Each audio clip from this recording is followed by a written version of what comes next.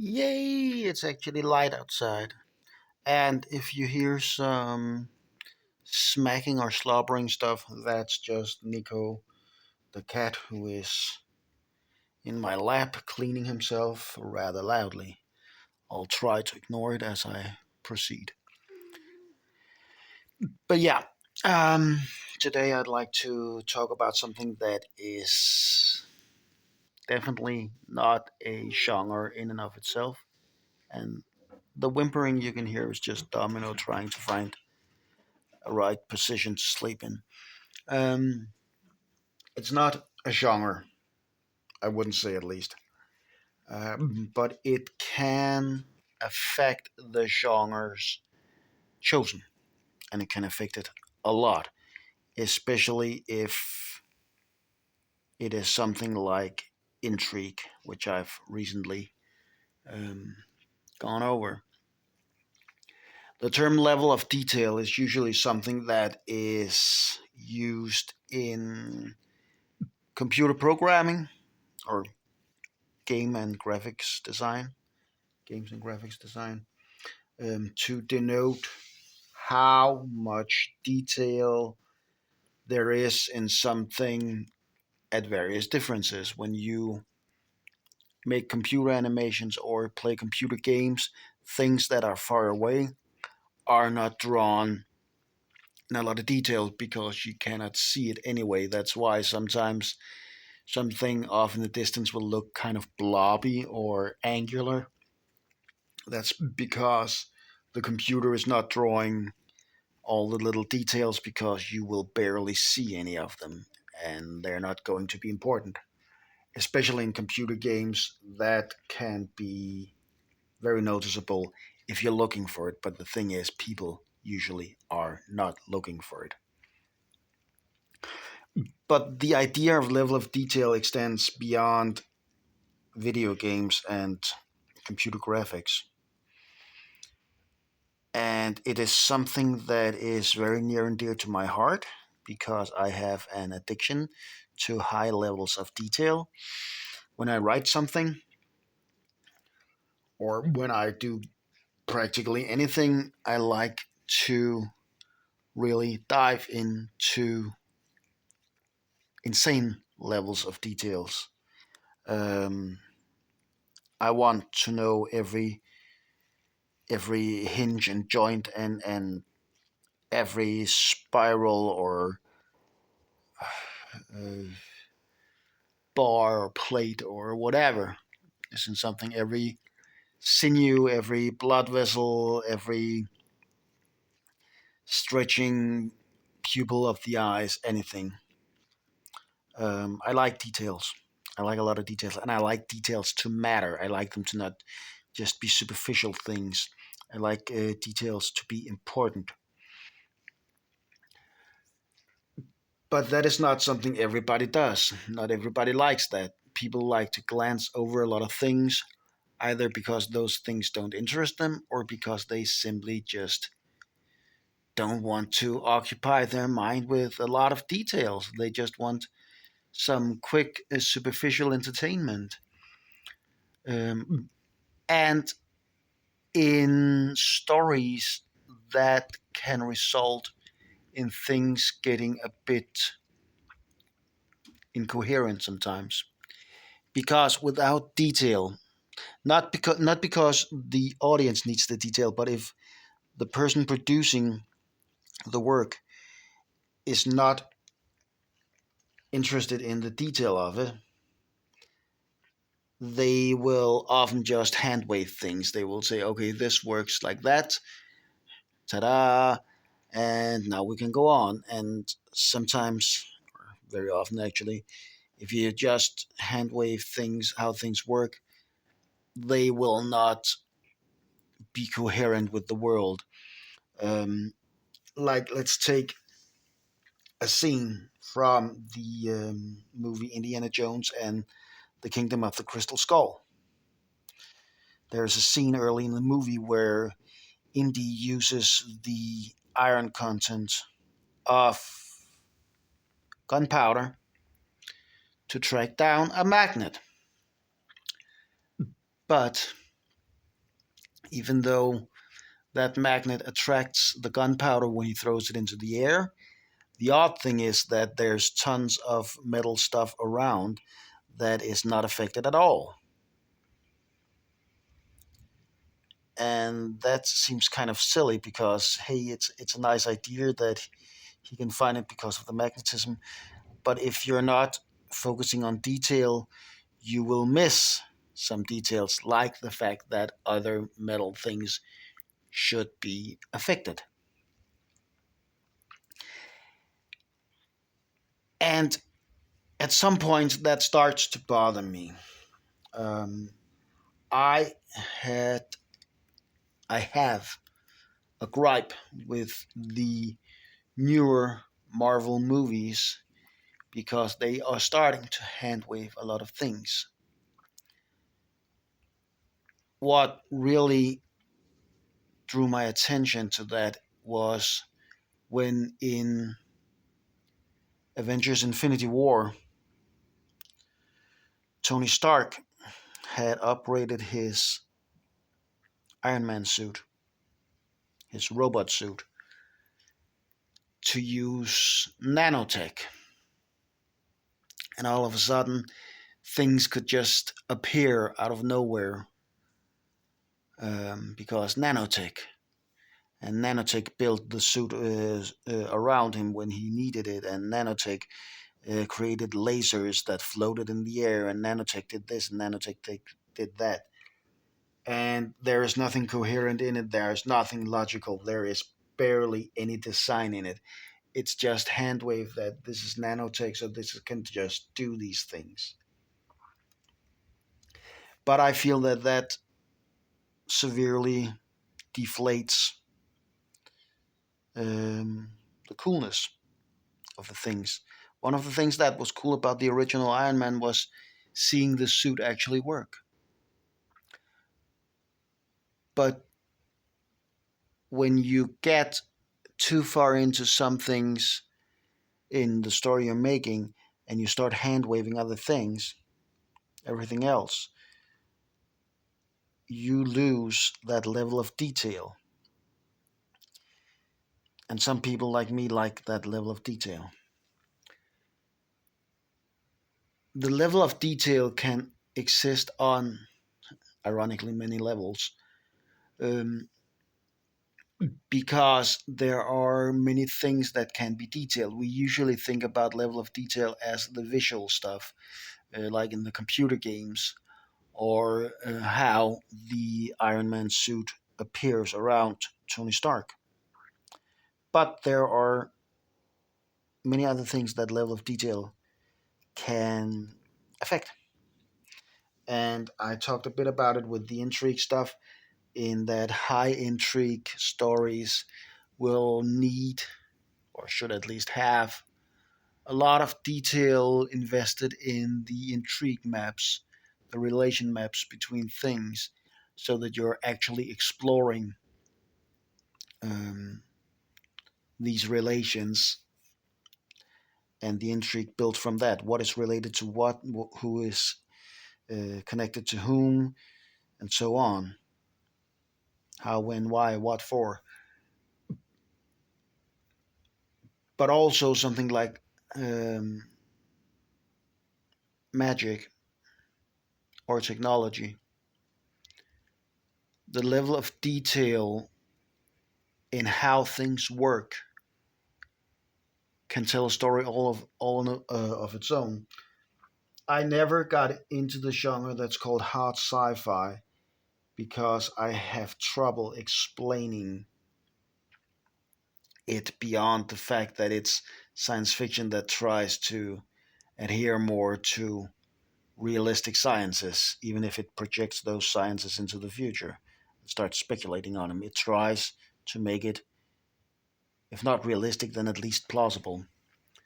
And with magic, you have your soft and hard magics. The soft magics being the Lord of the Rings stuff, where someone can use magic, so they can do all kinds of weird and interesting things.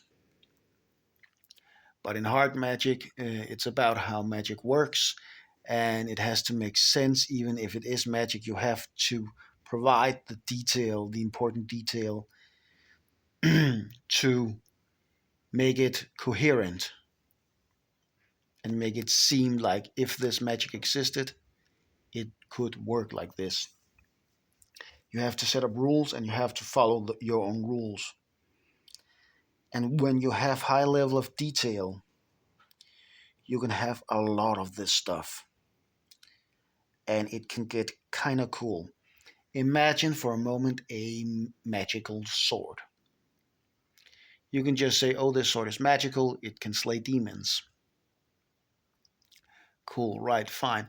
But why can it slay demons? What about the sword can makes it able to slay demons? Oh, well, it was blessed by Kubulupi in the Daba Daba Daba era. Well, that's soft magic. Someone hocus pocused it, and now it can do that. But hard magic would say, okay, there is, or it would say something like, there is an enchantment on it. It works like this. It draws its energy from that. It is connected to the demons like this and was created by this person because this person knew this and that. But you can go into even more detail. You can have the detail about how is the weapon put together, what kind of metal and smithing went into the blade, what kind of components are in the handle to support the enchantments. What kind of magic connects to what parts of the weapon? Maybe the demon slaying part isn't in the blade. Maybe it's in the handle. Maybe it's in something inside the blade, like some kind of core made of dragon bone or something like that. The wands from Harry Potter actually sparked a lot of thought in me, a lot of interest, but it was never followed through. Throughout Harry Potter, they talk about what a wand is made of and how its relation is to its user. And I'm told that there's more on it in the books, but still, it's a lot of it is hand waved, and a lot of it is just the rule of cool that if it sounds cool, include it. But there is a lot of potential for insane amounts of level of detail inspired by that kind of wand. What ties a user to a wand? How is the core of a wand affecting both the user and the user's magic? And how is the user affecting the wand in return? The wood of the wand, how does that affect magic? How can you change it? How can you put it together to get the wand that you want? The wand that you want. Uh, Shut up. I pushed a button.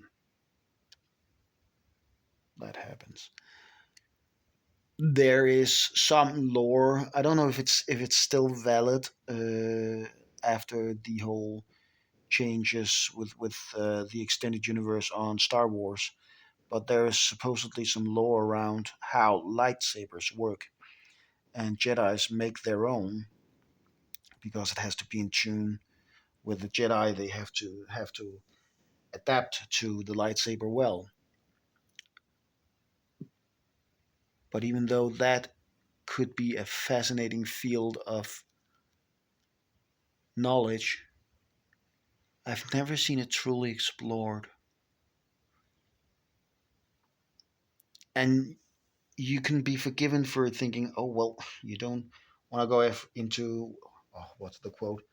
Name every tree branch on every tree, or whatever that quote from um, Epic Rap Battle is. No, you don't need to name everything. But if you do it right, level of detail provides exploration. And sometimes it's just for the enjoyment of things. And let's remember, all of this is for the enjoyment of things. There is no deep artistic or spiritual element that needs to be present in fiction. It's it's entertainment. It's for fun. So having the enjoyment of things play a role is not a bad thing. Uh, but it can't go beyond that. Just like the relation maps can provide clues to how things are connected, so can level of detail. In Harry Potter, there is a remark that most people remember, but it never really, in itself, it never really meant anything. It was just kind of a dramatic element. But the, I believe it was a phoenix feather, that is the core of Harry Potter's magic wand, is from the same phoenix as the phoenix feather that is the core of Voldemort, the villain's wand. So they kind of share that. Their most important magical tools were, both for the hero and the villain, were created from the same magical being. And to my knowledge, it has no greater importance other than that. I think there's something about them reacting to each other, but there is there's no great revelation about what significance it has beyond the dramatic connection. But there could be. They could react to each other if you have if you have another story in a similar universe where two people have the same kind of magic wand. Those two people could be bound in some ways, or the wands could at least be bound in some ways. When one wand is heavily used, the other one senses it and grows hot, or is weakened, or is maybe even perhaps even strengthened. And if you have different components, then suddenly all kinds of things around you begin to matter for you. If five different people have five different components that you have in your magical wand, and what they do matters to you, then the details about the wand suddenly become important. Can you track someone who has certain elements of certain components of their wand that are the same as yours? Can they affect you more, or can they affect you less? Can you perhaps cast a spell on someone that you're not even on the same continent as, because they have the same some same component of their wand as you? Or can you perhaps cast something through their wand, or their connections? Or maybe you block each other. Maybe because you both have the same core of the wand, you cannot hurt each other, because the wands will not allow you to hurt someone wielding a wand like them. And all of these things can be explored to great extent, and they can have some or a lot of influence over the story. Imagine two characters, a hero and a villain, chasing each other, and both of them have powerful magics, but their wands are connected in a way that means that they cannot affect one another. The wands will not let them. So, in order to fight one another, they have to use lesser magics. They have to use wands that are not fitted for them, or poorly fitted for them, or weaker, or perhaps even faulty. Or they have to trick their wands into working the way they want them to. And now take that to be things like cultures between aliens, or just between normal human beings from different places. Take it to be technology. Take it to be animals. Take it to be places. How the level of detail affect what you can and cannot do. It can be wild. You can have a very high level of detail, and everything that is done needs to be or will end up to be done on the level of a university PhD. It will be practically super science just to, I don't know, jump from one spaceship to another because spacesuits need to match, technologies need to interact, there needs to be a proper protocol between the spaceships and the people running them, and so on and so forth. And if something doesn't match up, you have to fix it in some way, or things will turn bad. And this isn't far from the real world. Everybody has tried to use some kind of technology with another kind of technology that just won't work together, and you need to figure out how to make them work together. Everybody, not well, not everybody, but a lot of people have tried to follow a cooking recipe and suddenly realize that one of the ingredients they have is the wrong one. So what do? It's said to use butter, but all you got is margarine. Or it tells you to use powdered sugar, but what you got is sugar cubes. Stuff like that. And the results can be very entertaining, very fascinating, very scary sometimes. I'm not talking specifically about the food, although that can get scary too.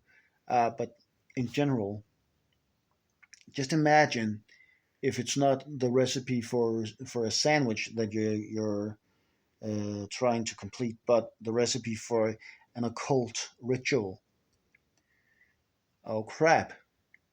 We brought white candles. We should be using black candles. What are we going to do? Well, we got charcoal. We can dip the candles in that and hope that it works. Well, what happens? How does the outcome of the ritual change? What are the consequences of that? I like exploration, both in the real world and fictional world. I love exploring places. I have a habit of exploring old buildings that are no longer in use. I like to walk around natural areas and go off the beaten path. It's not something I recommend. You can get hurt, but I've done it for a long time. I know how to take my precautions and so on, so forth. Don't do it in dangerous places at all. It's all safe. But I like exploration, and that exploration extends to exploring, for example, intrigues in fictional worlds, and for that matter, in real human history. But it also extends to exploring level of details in things that we usually do not think about. A lot of fiction, a lot of modern storytelling is very superficial and very centered on getting the plot rolling. Event A happens, therefore event B happens, therefore event C happens, therefore event D happens, and then we're done. But there is a lot of room for exploring levels of detail that can add things to stories that I, for one, feel are very often missing, which is one of the reasons why I read less these days and have even started to watch less or fewer movies. I like level of detail. I like details to matter. But that requires that someone creates a detailed world and story in which these details matter. That got a bit personal. Sorry about that. But it's an option. You can have a lot of details, or you can have just quick, low detail stories. And the stories can be about the same thing. The stories can have the same stakes, the same plots, whatever. Um, but details can make a difference, both to how the story unfolds and just to the sheer enjoyment of it. And that goes for both low levels of detail and high levels of detail and everything in between.